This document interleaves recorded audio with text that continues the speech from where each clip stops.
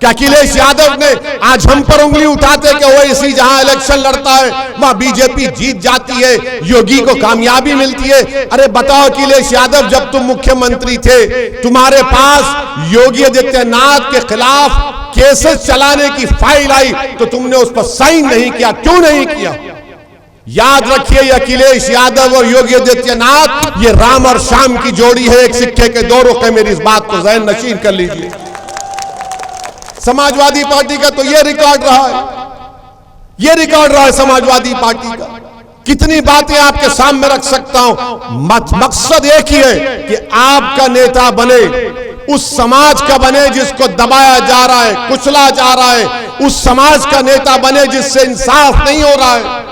आज मुझ पर इल्जाम लगाया जाता कि मैं ध्रुवीकरण की राजनीति करता हूं।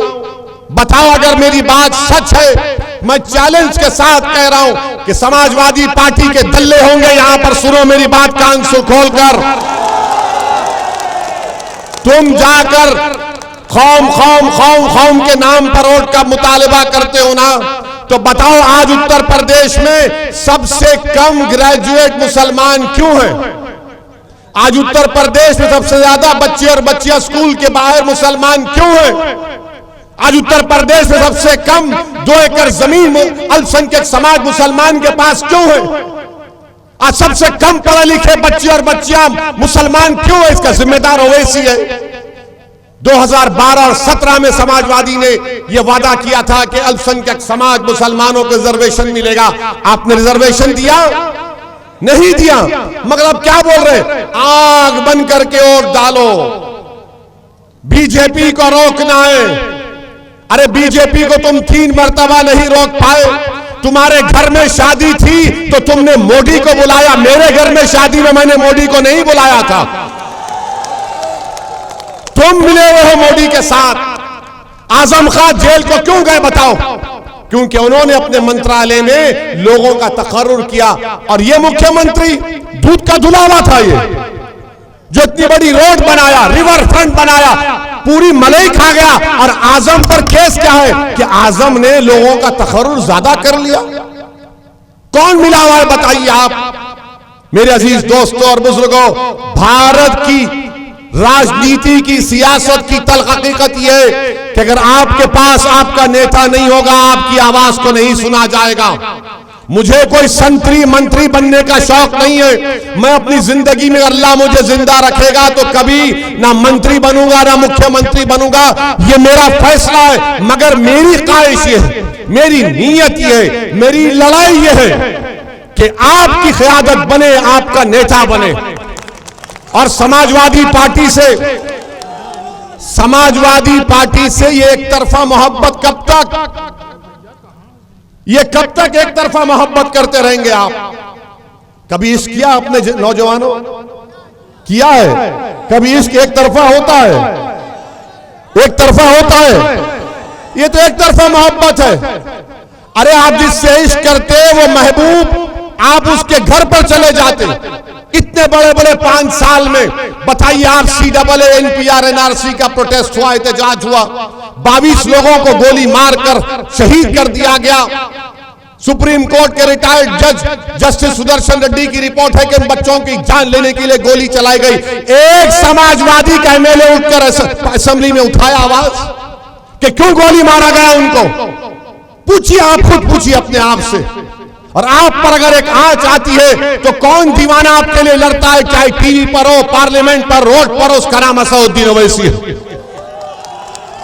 मोहब्बत यह है मेरे भाई, मेरे इज्जतदार मां और बहनों, मोहब्बत यह है कि आप मोहब्बत में आज फरहान की मोहब्बत में यहां पर आए। मोहब्बत का यह तकाजा है कि अगर किसी को मारने के लिए भी गोलियां चलाई जा रही हैं तो अपनी जान की परवाह किए बगैर आपके दरमियान में आ रहा है, आपकी बात करने के लिए आ रहा है। क्यों हम पर गोलियां चलाई गई? क्यों हम पर गोलियां चलाई गई? क्या हम कोई माफिया है? क्या हम कोई क्रिमिनल है? हम पर गोलियां इसलिए चलाई गई कि हमारी आवाज को, हमारी जबान को, हमारे पैगाम को खत्म करना चाहते थे। मगर गोलियां चलाने वाले सुन लो, जब तक मेरा रब नहीं चाहेगा तुम्हारी 1000 गोलियां मेरा बाल भी बीका नहीं कर सकेगी। हमसे दुश्मनी क्यों है? हम पर हमले क्यों किए जाते हैं?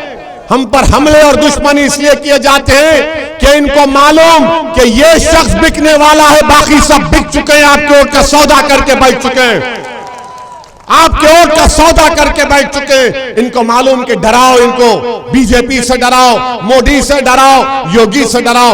ओवैसी आपसे कह रहा है अगर डरना है ना ओवैसी से डरो, ना प्रधानमंत्री से डरो, ना मुख्यमंत्री से डरो, ना अखिलेश से डरो, तो रब्बे कायनात से डरो। सरकार बनाना है। अरे क्या कर लिया तुमने सरकार बनाकर? कौन सा तीर मारा तुमने? आपने अतीक अहमद को जेल में भिजा दिया, आजम खान को जेल में भिजा दिया। आप बताइए फिर क्या हो रहा है? इसके बावजूद भी अगर आप डर की बुनियाद पर वोट डालेंगे, नुकसान आपका होगा।